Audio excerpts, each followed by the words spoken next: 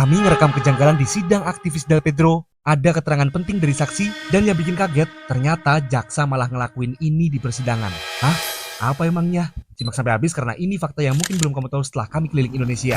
Akhir Januari, kami ngehadirin sidang Del Pedro, Horik, Muzaffar, dan Syahdan. Mereka dijerat tuduhan penghasutan pas aksi demonstrasi Agustus 2025. Bayangin, Del Pedro sama kawan-kawannya ngelakuin aksi buat nyampein pendapat, juga ngunggah konten di media sosial. Tapi unggahan itu justru dilaporin polisi karena dianggap menghasut publik termasuk pelajar buat bertindak anarkis. Mereka ditangkap lalu ngejalani beberapa sidang. Nah, ini masalahnya. Jaksa menghadirkan saksi dari para demonstran. Saksi yang hadir justru ngaku kalau pas demo mereka nggak kenal sama Del Pedro. Saksi nyatain kalau mereka turun ke jalan sebagai solidaritas atas wafatnya Afan dan kekecewaan terhadap kenaikan tunjangan DPR. Bukan karena terprovokasi kontennya Del Pedro, seperti yang dituduhkan. Dengan jelas, saksi menyatakan bahwa tidak ada sama sekali konten kami yang membuat dia terprovokasi atau terhasut mengikuti unjuk rasa, melainkan karena simpatinya dan solidaritasnya terhadap isu yang pada saat itu terjadi. Del Pedro juga nyebut ada saksi yang masih di bawah umur, bahkan dihadirkan dalam kondisi sakit, hingga sidang dilakuin tertutup.